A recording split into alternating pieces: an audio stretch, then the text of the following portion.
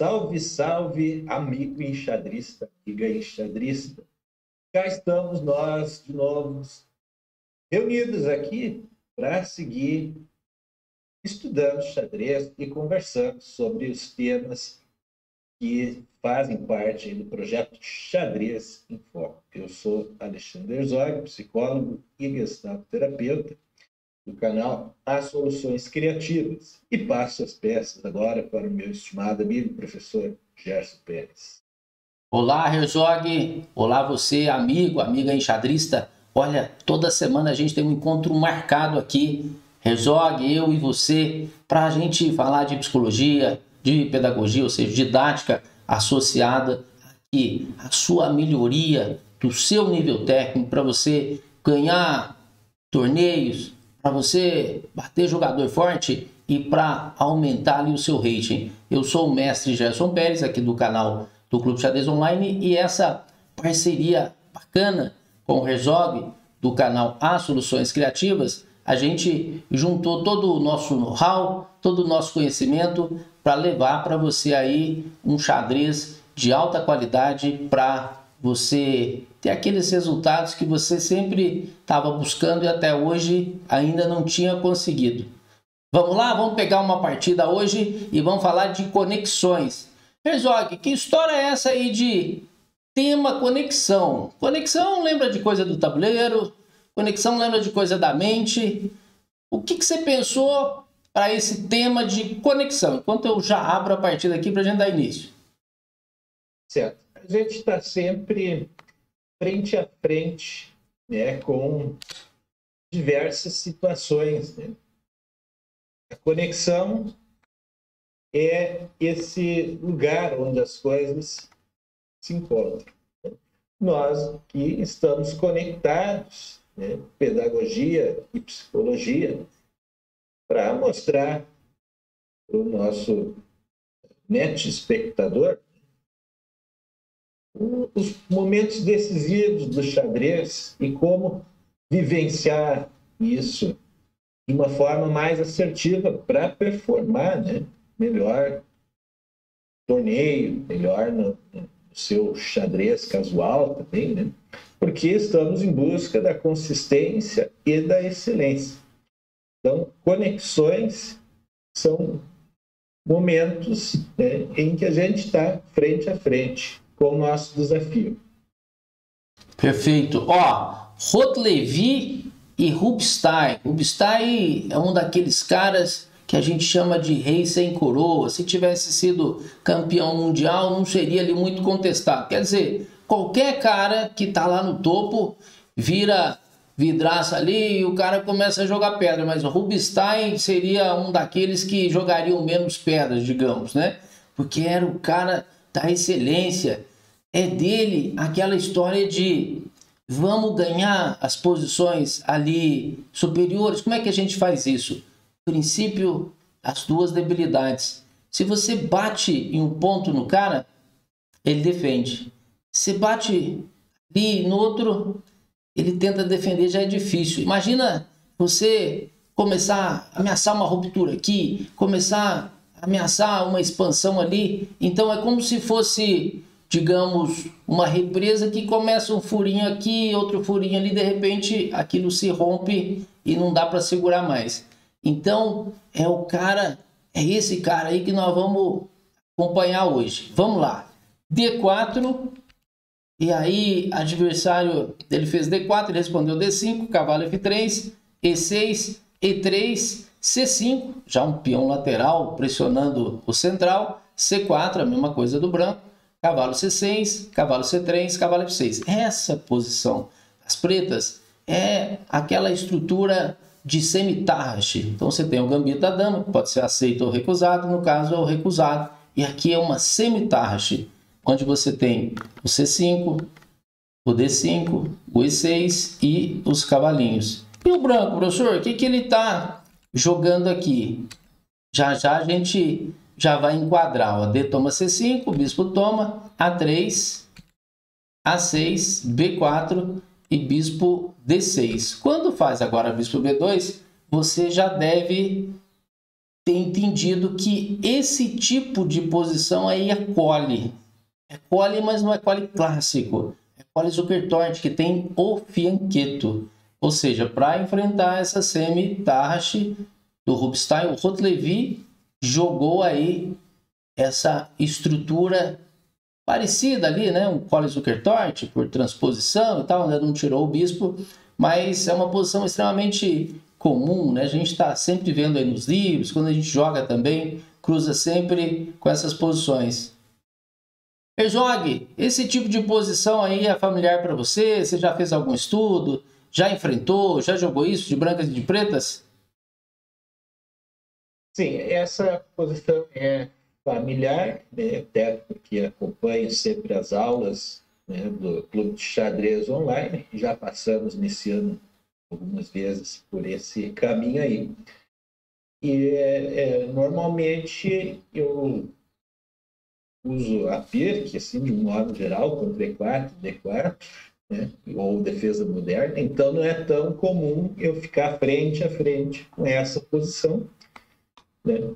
Mas é uma posição familiar, sim. Beleza, aqui vocês estão vendo que é mais para colocar as peças em jogo, desenvolver, não tem essa ambição de ataques ali rápidos, fulminantes, especialmente até os dois estão mexendo um pouquinho de centro e ala da dama, nem tem ações rumo ao roque, né? Nem fez ainda, ou ao rei que está ali no centro, né? Ou seja, nessas colunas centrais. Ainda é mais desenvolvimento e não ataque. O Rocô, dama D2. Esse dama D2, ele é curioso porque assim, o dama C2 ele é mais comum aí. As coisas acontecem mais aqui, por exemplo, um dama C2 para colocar a torre em D1 seria mais interessante porque a dama está lá em D8. E na partida a gente vai ver até que o adversário do Rubinstein, e essa partida é uma partida belíssima, chamada até a imortal do Rubinstein, você vai ver essa dama sendo jogada de novo. Então, ou dama C2 para fazer depois torre D1, ou então, assim, talvez até tirar o bispo mesmo, desenvolver ali, bispo D3, focar. Então esse dama D2, geralmente os comentaristas aí dessa partida dizem que não é tão bom. Dama E7, olha só, porque agora quando jogar torre D8, essa é a diferença dos dois, olha lá. Essa dama vai ficar mais vulnerável. Ô professor, mas peraí, você poderia perguntando, e esse peão de D5 aí não cai? Que agora tem 3 ataques e tem 2 defesas. A ideia é se tomar, a gente tem uma rápida iniciativa, ou seja, as peças vão se... É o gambito, né? As peças vão se colocando ali no jogo à custa da exposição da dama, à custa desse peão. Então, gambito na abertura, né? Sacrifício, né? Chama gambito, você tem ele para acelerar o desenvolvimento das peças, para construir um forte ataque, desviar a atenção da dama ou atrasar o roque. Nem precisa calcular. Só esses 4 conceitos já resolve ali se pode ou não pode. Então aqui, por exemplo, expõe a dama, acelera o desenvolvimento, poderia fazer tranquilo. Então, se toma aqui, toma esse e toma cá, essa exposição da dama, o general que está saindo cedo, um torre D8, um bispo E6, torre D8 ameaça bispo B4. Então, esta posição já não seria tão interessante. E aí, ele agora desenvolve bispo D3, mas meio que choca com o dama D2, vai ter que jogar dama E2 depois. Aí toma de bispo, B5, bispo D3. Herzog, faz um apanhado aqui pra gente. O que você está achando desses primeiros lances? Ficou com uma estrutura bem parelha, né? A gente não teve desequilíbrio ali de peões, então parece que caminha para uma certa igualdade, mas nós estamos de pretas, né? A visão nossa aqui do Rubinstein é com as pretas começam com um tempo a menos, um lance a menos, e a ideia, quem está de pretas, é igualar. Depois tentar ganhar. Aqui você acha que já igualou essa posição aqui? Você está preferindo ela de pretas ou de brancas? Olha, eu prefiro de pretas e eu diria assim, pode até não estar igualado na visão do Fish, por exemplo, né? Nem na nossa, mas assim, considerando os objetivos que normalmente a gente aprende estudando xadrez, de desenvolver as peças, colocar a dama para jogo, alinhar torres, etc e tal, as pretas estão a um passo de fazer isso com o lance bispo B7, né?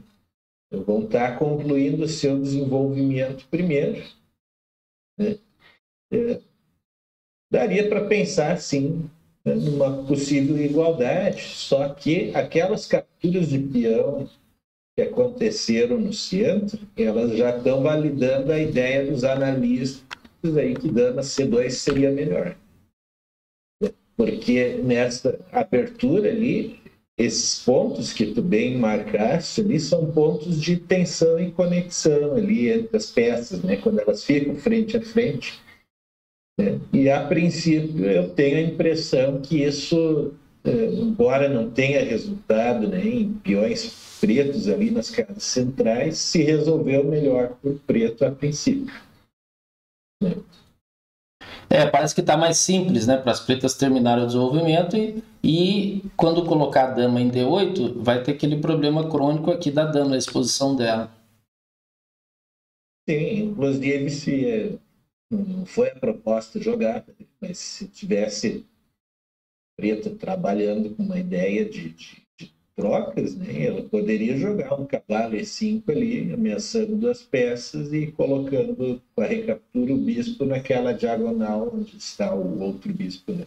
Já confrontando com outro bispo, boa. E esse cravando o cavalo e poderia, talvez, supondo que isso tudo acontecesse, né, como a gente pensou, poderia trabalhar com bispo B7 e as torres em D em C também. Né? Perfeito. Ela tem uma margem para, digamos, trabalhar o seu desenvolvimento, né, a partir do próximo lance aí, porque nesse momento a branca recuou na casa, né, com o bispo. Né? Então a gente poderia pensar numa possível igualdade, mas com a iniciativa talvez partindo do lado das pretas. Perfeito.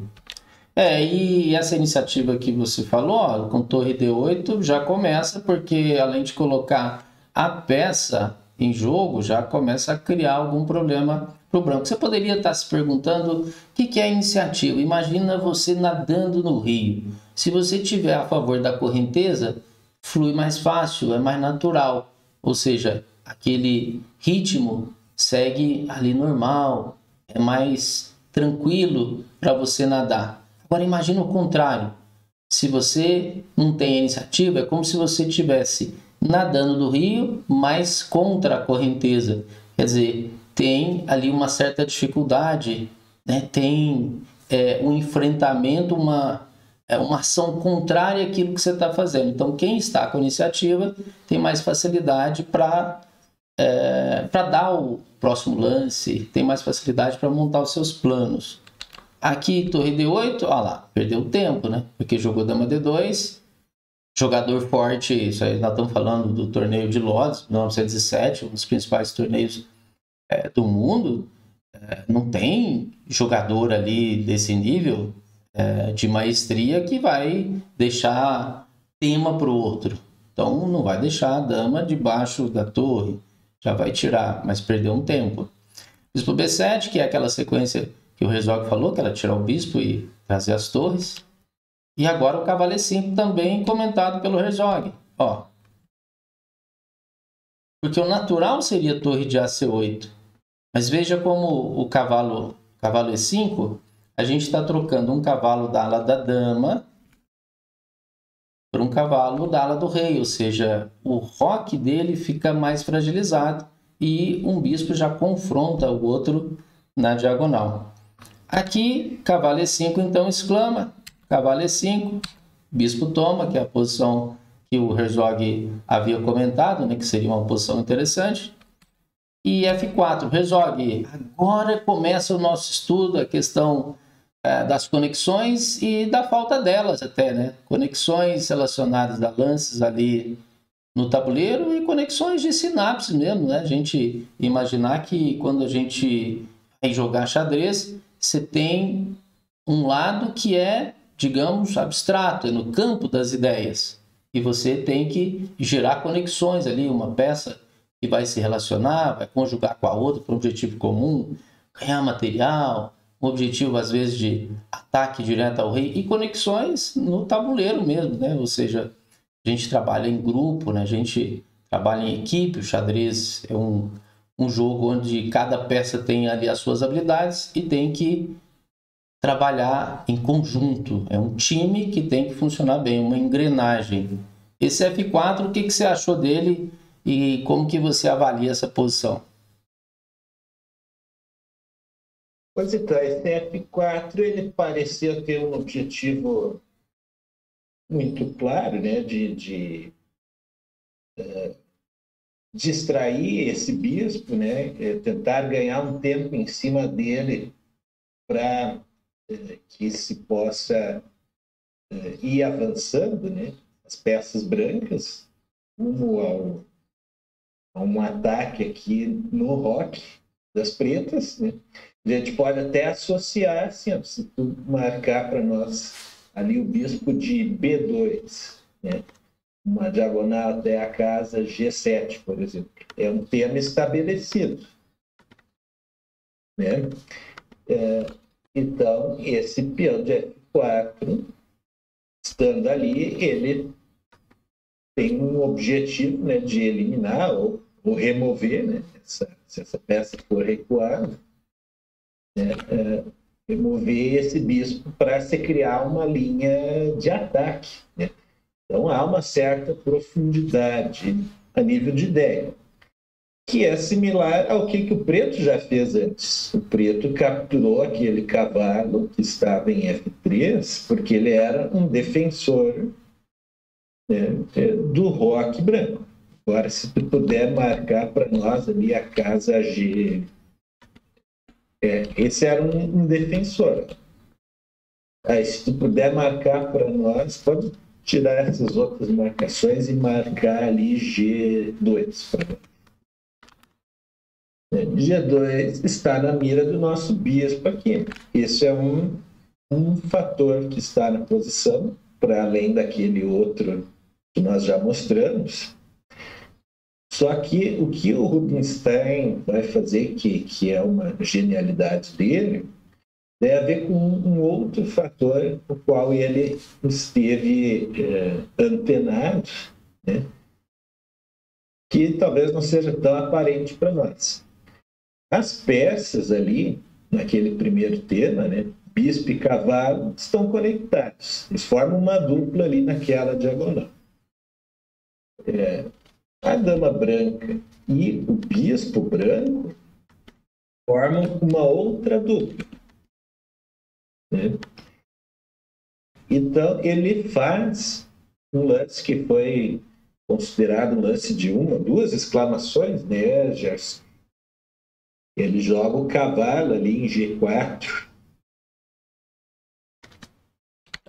Isso, depois do bispo C7 Isso. E4, né, ele vai gerar os avanços. Então, C8 E5, Isso. dá o cheque e aí chega essa posição aqui que é considerada duas exclamações, que toda a beleza e profundidade desse jogo começa a partir daí, né? Esse cavalo G4. O fatídico cavalo G4. Olha só que interessante. As conexões ali das brancas ainda estão intactas, e agora esse cavalo G4 ele tem uma proposta que é um tanto menos concreta, né? Não tem uma ameaça estabelecida ali, né? tipo, mirando especificamente em alguma casa? Toda casa que ele tentar ir tem as suas defesas, né? Por enquanto, quer dizer, teria que associar ele a mais alguma coisa. Isso, ele é um alinhamento diferente que as pretas conquistaram ali, né? Para a posição das pretas e a posição das brancas, né? As pretas estão todas apontadas para a ala do rei ali, e as brancas, mesma coisa, apontadas para o roque, né,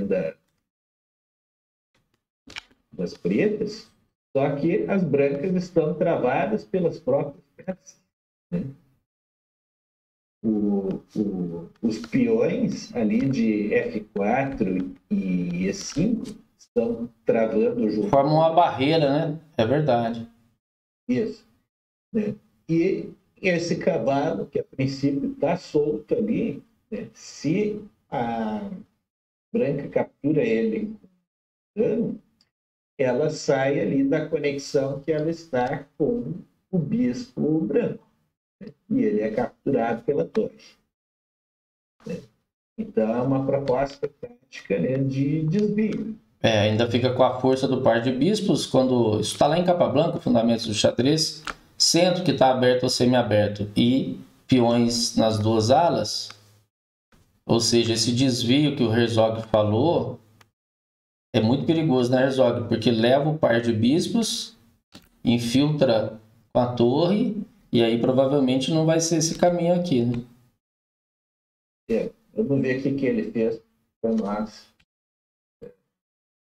Ele tentou trocar um dos bispos, né? Porque os dois bispos aqui estão bem mais fortes que esses bispos. Então, uma forma de você tentar resolver o problema é através da simplificação, através das trocas. Você pega uma peça menos, isso também está em Capablanca, uma peça menos ativa sua, tentando trocar por uma peça mais ativa do outro. Só que aquele detalhe das conexões, né, que é o tema de hoje, as pretas estão manobrando as suas peças para gerar essas conexões. Tem determinadas casas que ela está juntando esforços para poder atacar, dominar essas casas. E é esse lance aqui, que o Herzog vai comentar agora, o Dama H4, que a gente sente todo o perigo dessa posição para o branco, porque agora está gerando múltiplas ameaças. Uma bem direta, né, Herzog? E outras mais secundárias.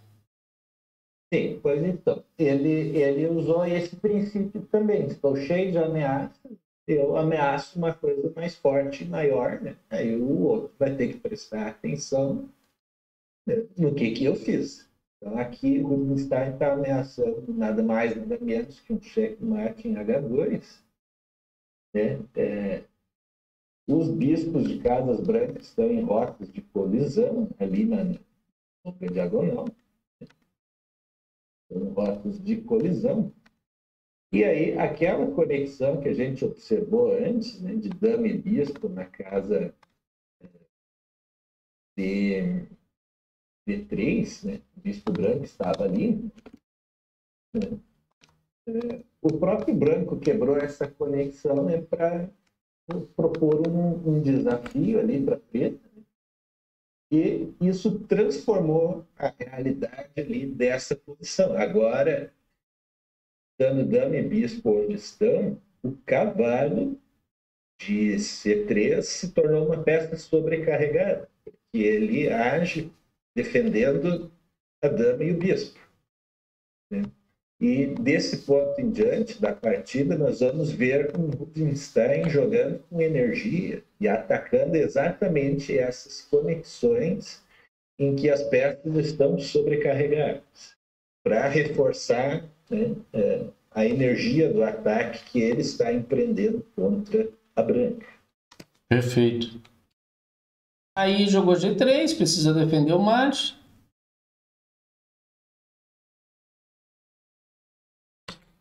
E agora veio exatamente a pedrada em cima da peça que o Herzog estava falando, a peça sobrecarregada, né? Porque havia um cavalinho com dupla função, e aí essa cessão, essa concessão de material, 5 pontos por 3, se justifica porque a ideia aqui não é briga por material.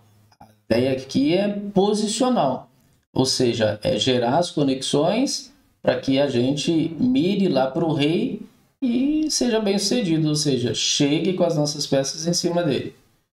Pedrada essa aqui, hein? Cavalo G4, torre C3, uau! Impressionante, hein, Rejogue?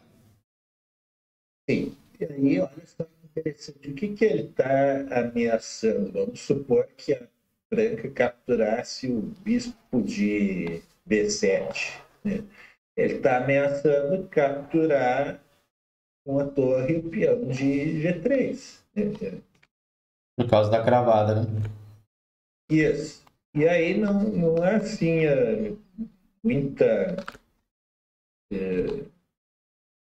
defesa para isso, né? Se essa peça chegasse ali, né? Agora, perderia dano. Curiosamente, esse lance torre toma C3 tem uma profundidade enorme, porque, curiosamente, está deixando a dama ali, né?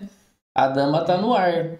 Mas veja, aqui vem mais 2 exclamações. Cavalo G4, 2 exclamações. Torre C3, 2 exclamações. Torre D2, 2 exclamações. Olha, poucas partidas que eu conheço tem uma série, uma sequência de 2 exclamações, como tem essa partida. Impressionante como é brilhante mesmo, né? Aí tomou, é aquele detalhe que você falou, né? Havia uma conectividade das peças, uma necessidade de junção delas, que isso, lance após lance, foi sendo quebrado, foi sendo explorado. Esse aqui é um lance normal, né? Só de troca. E aí tem que defender. E agora vai vir um outro que faz ele abandonar. E o Rejogue vai comentar, então, essa conectividade final aí, se tiver algum ponto que, Rejogue, você quer que eu volte, quer dizer destacar algo ali, você me fala. Sim. Então, olha só que interessante. A branca sempre parece ter e não ter opção ao mesmo tempo. Né? É verdade. Ela pode capturar o bispo ali, mas como o Rubinstein colocou mais força no ataque, se captura esse bispo, toma um mate em H2. Exato. Capturar o cavalo não pode por causa do bispo. E então ela tá sempre com péssimas opções, né? E em função do que foi estabelecido ali como padrão, né? De atacar as conexões, colocando sempre mais força e mais força. Né? Então é como se a preta foi empurrando a branca para trás, né? A partir dessas conexões.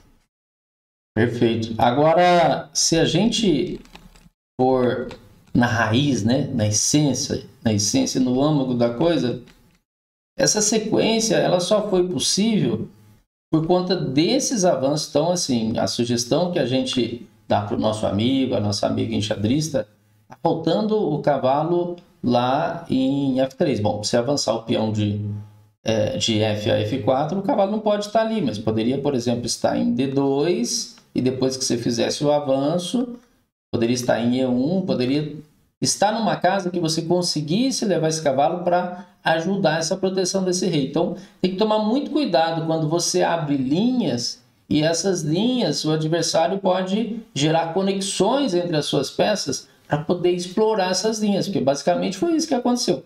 Teve todo um brilhantismo, né? Teve todo um fundo assim artístico até, né? O xadrez tem um quê de esporte, tem que ter uma mente bastante ali disposta à luta, à briga, tentar ganhar o ponto. Tem a parte científica que você tem que estudar, mas o xadrez também é arte, e esta partida ela é muito artística, ela tem um fundo bastante imaginativo, né? O cavalo G4, torre C3, torre D2, torre H3, quer dizer, tem que ter uma mente bastante criativa, mas tudo teve um fundo e gerou essas possibilidades foram geradas exatamente por esses avanços de peões. A raiz do problema está ali, e brilhantemente o Rubinstein conseguiu explorar. E lá atrás, né, se a gente for destacar algum ponto, na fase de abertura, tomar cuidado com lances como esse dama D2, né? Porque esse dama D2 acabou atrasando aí essa saída de peça, teve que jogar de novo. Então, um dama D2 a gente poderia mudar. Esse bispo D3, né, talvez tomar só em D5 e depois tirar para não jogar de novo e a dama ficar exposta aqui, ó, com torre D8. Então, esses tempos, essas colocações, aí a gente poderia falar até no inverso, né, Herzog? Falta de conectividade, falta de conexão das peças brancas geraram também o problema na fase de abertura. E na entrada do meio-jogo, esse avanço de peões e toda essa criatividade que a gente viu. Bom, o Herzog agora pode destacar algum ponto que ele queira aí e já vai fazer as considerações finais para a gente finalizar essa obra-prima aqui, que serviu como pano de fundo para a gente falar das conexões. Certo. É tão interessante e emblemático a gente pensar, né, que o xadrez ele é uma situação que se atualiza, né, a cada jogada, né, a posição tem um caráter próprio, uma vida própria que se transforma. E aí essa partida ela é emblemática porque toda a conexão que poderia existir, né, as brancas ali, né, acabou sendo explorada pelas pretas contra elas mesmas, né? E a gente poderia pensar, até pelas últimas coisas que o Gerson disse, que não houve assim grande conexão entre a fase de abertura e de meio jogo por parte das brancas, né? Pareceu não haver um plano assim, ou ao menos a execução dele, né, de um plano que existisse. Então, claro, na minha opinião, um lance ali de dama D2 ali, ele foi realmente posicionalmente muito ruim, né? Quando ele existiu. Eu até não conhecia essa teoria do dama C2. Na minha visão ali, quando se jogou isso ali, né, em vez de jogar isso, se troca o peão central ali, né, teria sido menos pior do que jogar esse dama D2, né, ou esquecer do dama C2. Então, porque no fim das contas, quando juntou o bispo e o peão ali na frente da dama, né, prontamente foi uma primeira conexão que foi explorada pelas pretas, né? Ali, esse mau posicionamento ali do branco favoreceu a preta começar a explorar o jogo, né, em cima disso ali. Então, nas partidas dos grandes torneios, acontece muito isso também. Tem essas posições mais específicas da abertura que a gente está jogando, né? Tem as variantes que a gente prepara antes do torneio começar, né? E há esse momento assim de oportunidade, que foi o que a preta aproveitou ali, né? Quando houve aquela conexão, a preta aproveitou a oportunidade para começar a empreender ali o seu ataque, né, que inicialmente começou por meio dessas ameaças para manobrar as peças, né, são formas de ir modificando aos poucos os fatores da posição ao seu favor, né? Então, a recomendação minha, até para a gente não se delongar demais, seria a seguinte: manter-se sempre atento às possibilidades, né, às conexões, até para que a gente possa se manter conectado ao jogo também, né? Porque se a gente descola, desconecta, se afasta, né? Vai com a mente para outro lugar, né? Procurar os lances, quando volta já é tarde. Algo já aconteceu. E aí pode ser tarde para reverter a situação.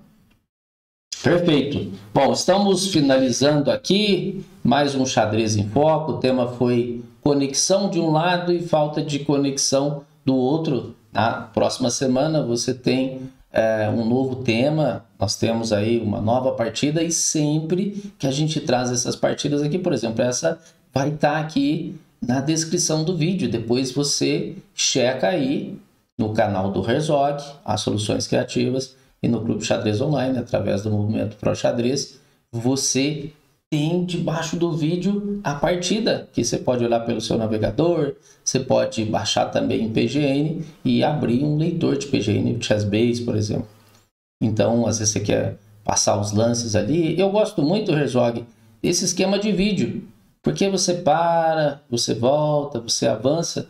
Quer dizer, é uma forma de ver a partida, não pelo PGN, mas visualmente a gente tem essa possibilidade aqui, né? Porque vai fazendo os lances e você para e você, se precisar, volta. Eu gosto muito de estudar por vídeo. Fica aí a sugestão até, né? Tem várias formas de você estudar, mas vídeo aula hoje é um negócio bacana porque você tem essa interação com o conteúdo. Fica mais fácil para você absorver, né?